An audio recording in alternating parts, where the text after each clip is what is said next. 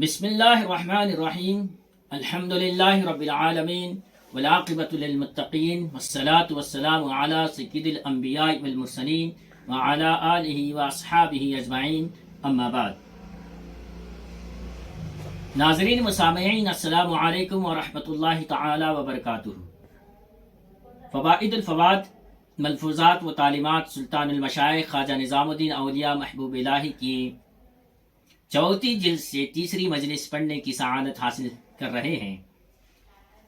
حضرت خواجہ امیر حسن اعلیٰ سجزی رحمۃ اللہ تعالی علیہ فرماتے ہیں، اسی سال ماہ سفر اللہ اس کو خیر اور کامیابی کے ساتھ اختتام تک پہنچائے کہ 12ویں تاریخ منگل کو ہاتھ چومنے کی سعادت تک رسائی ہوئی۔ اس گروہ کا تذکرہ آیا جو کرامت کا دعویٰ کرتا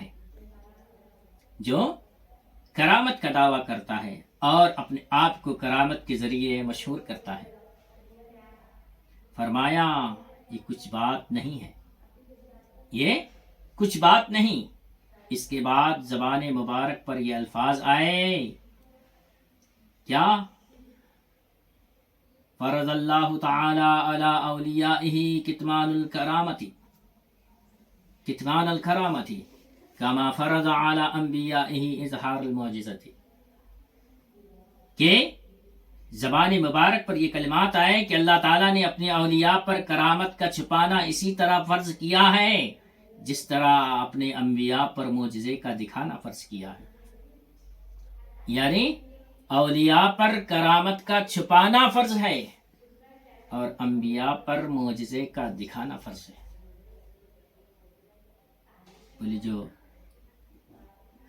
اپنی شہرت کے لیے کرامت کا دعویٰ کرتے ہیں یہ کوئی خاص بات نہیں ہے۔ پس اگر کوئی اپنی کرامت کا اظہار کرتا ہے تو کیا کارنامہ انجام دیتا ہے؟ ایک فرض کو ترک کرتا ہے۔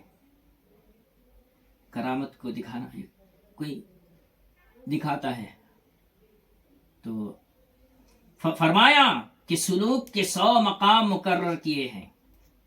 سلوک کے جو درجات ہیں 100 درجات ہیں، 100 درجے جائے گا، 100 منزلیں، 100 اسٹیٹس لیولز پار کرے گا، تب جا کر اس کا سلوک مکمل ہوگا۔ ان میں سے 17واں مقام کشف و کرامت کا ہے۔ ان میں سے 100 مقامات میں سے ولایت ملنے پورا مکمل پہنچنے میں 17واں جو مقام ہے 17th لیول، وہ کیا ہے؟ مقام کشف و کرامت ہے۔ کشف و کرامت 17ویں درجے ہی میں ملتا ہے، ابھی شروعات ہی میں مل جاتا ہے۔ اگر سالک اسی مقام پر اٹک کر رہ جائے تو باقی 83 مقامات تک کیسے پہنچے گا؟ یعنی کشف و کرامات مل گئے، اسی میں خوش ہو کے بیٹھ گیا تو باقی اسے 83 مقامات اور طے کرنے ہیں، وہ کیسے طے کرے گا؟ اسی میں خوش ہو کے بیٹھ گیا کہ میں صاحب کرامت ہو گیا، صاحب کشف ہو گیا، تو وہ باقی پورا نہیں ہے۔ تو کشف و کرامت والے ابھی پورا انہوں نے مکمل سلوک کیا ہی نہیں ہے۔ تو کتنی بہترین بات کہ اولیاء کے لیے کرامت کو چھپانا فرض ہے اور انبیاء کے لیے معجزے کو دکھانا، معجزے کا اظہار کرنا فرض ہے۔ آج بڑے بڑے عجیب لوگ دنیا میں پیدا ہوئے ہیں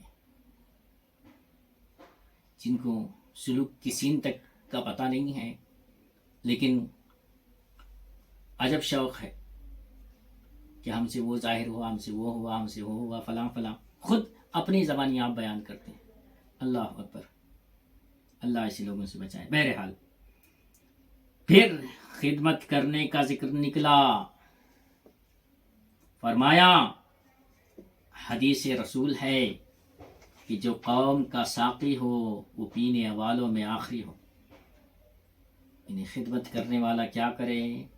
پانی پلانے والا جو قوم کا ساقی ہوتا ہے، ساقی القوم آخرہم شربا، کہ قوم کو پلانے والا سب سے آخر میں پیتا ہے، پہلے قوم کو پلائے پھر وہ پی.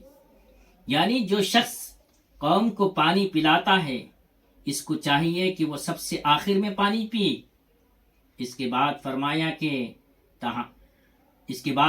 کہ طعام میں بھی یہی واجب ہے، کھانا کھلانے میں بھی یہی واجب ہے کہ دوسروں سے پہلے کھانا کھلانے والوں کو کھانا تناول نہیں کرنا چاہیے. یعنی پہلے کیا کرے، جو آئے مہمان ان کو کھانا کھلائے، بعد میں میزبان کھائے. اس کے بعد فرمایا میزبان پر واجب ہے کہ مہمان کے ہاتھ خود دھلائے. یعنی ہمارے گھر مہمان آئے تو ہم کیا کریں، ہم خود ہی اس کے ہاتھ دھلائیں. جب دوسروں کے ہاتھ دھلانے لگے تو پہلے خود اپنے ہاتھ دھونے چاہیے. دوسروں کا ہاتھ دھلانے سے پہلے اپنے ہاتھ دھو لیں، اس آداب یہ. کیونکہ جو دوسروں کے ہاتھ دھلانا چاہتا ہے پہلے خود اس کے ہاتھ پاک ہونے چاہیے، پہلے اس کے ہاتھ پائے. گویا ہاتھ دھلانے کا حکم پانی پلانے کے حکم کے برعکس ہے. ہاتھ دھلانے کا معاملہ کیا ہے، پہلے خود ہاتھ دھو لے بعد میں دوسروں کے ہاتھ دھلائے. پانی پلانے میں کیا کرے، پہلے دوسروں کو پلائے بعد میں خود پیے. کھانا کھلانے کا معاملہ کیا ہے، پہلے دوسروں کو کھلائے پھر بعد میں خود کھائے. یہاں تو پہلے خود اپنے ہاتھ دھوئے پھر دوسروں کے ہاتھ دھلائے، اور پانی پلانے میں پہلے دوسروں کو پلائے آخر میں خود پیے. اس کے بعد ارشاد ہوا کہ اس بارے میں یہ سوال بھی ہوتا ہے، ہاتھ دھلانے کے لیے کھڑا ہو کر ہاتھ دھلائے یا بیٹھ کر. ہاتھ دھلانا ہے تو بیٹھ کے دھلائے، کھڑے ہو کے دھلائے. فرمایا کھڑے ہو کر ہاتھ دھلائے. آداب یہی ہے کہ کھڑے ہو کر ہاتھ دھلائے.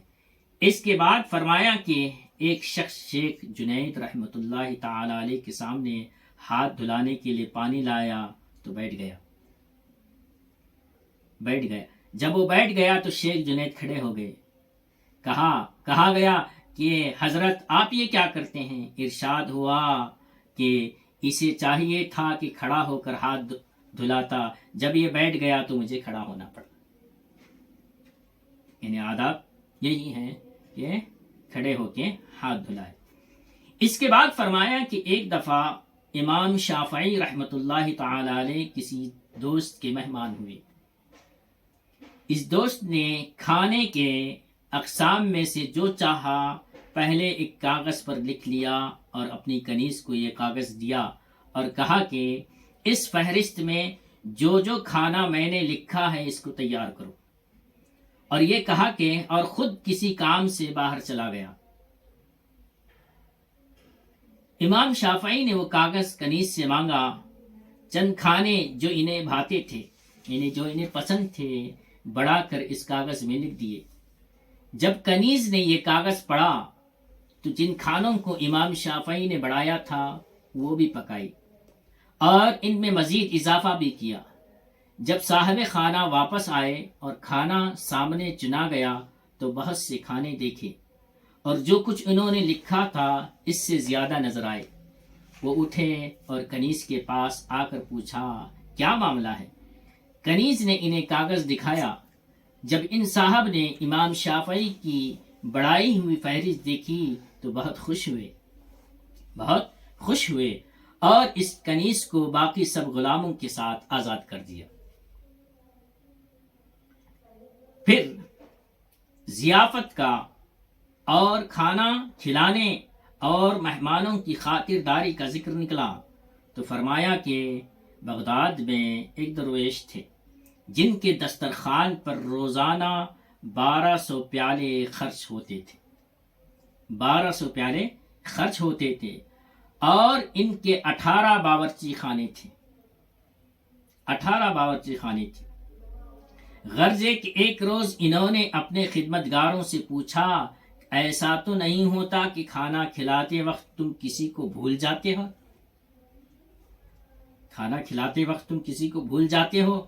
وہ بولے نہیں، ہم سب کو یاد کر کے کھانا دیتے ہیں. شیخ نے پھر کہا اچھی طرح دھیان کر لو. انہوں نے جواب دیا کہ ہم کسی کو نہیں بھولتے. سب کو کھانے کے وقت بلا لیتے ہیں اور آنے والوں کو جو کچھ دینا ہوتا ہے دے دیتے ہیں۔ شیخ نے پھر کہا کہیں ایسا تو نہیں ہوتا کہ اس کام میں چوک ہو جاتی ہے؟ خدمتگار بولے حضور آپ کیسی بات فرماتے ہیں؟ شیخ نے کہا کہ آج 3 روز ہو گئے کہ مجھے کھانا نہیں بھجوایا گیا۔ آج 3 روز ہوئے مجھے کھانا نہیں بھجوایا گیا۔ جس طرح تم نے مجھے فراموش کر دیا دوسروں کو بھی فراموش کیوں نہ کرتے ہوں گے۔ اور قصہ یہ ہوا تھا کہ ان 3 روز میں متواتر افطار کے وقت شیخ کے سامنے کھانے کو کچھ بھی نہ لایا گیا تھا، کیونکہ باورچی خانے بہت سے تھے اور پکانے والوں میں سے بعض یہ خیال کرتے تھے کہ دوسرے باورچی خانے سے چلا گیا ہوگا اور دوسرے باورچی خانے والے پہلے کی بابت یہ سوچتے رہے۔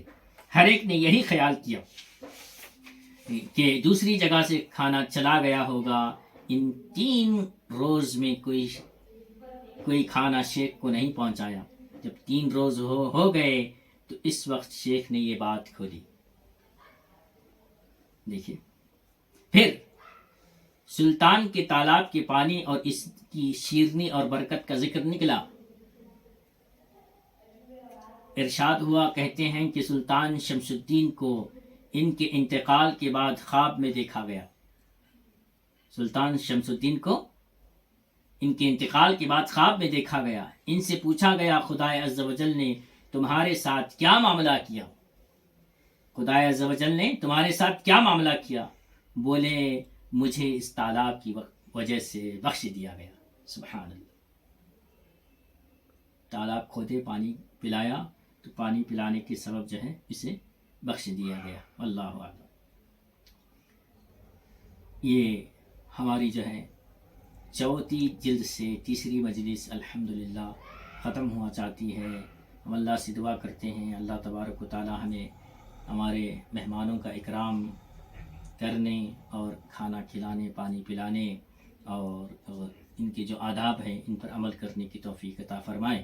آخر دعوانا ان الحمدللہ رب العالمین۔ السلام علیکم ورحمۃ اللہ تعالی وبرکاتہ۔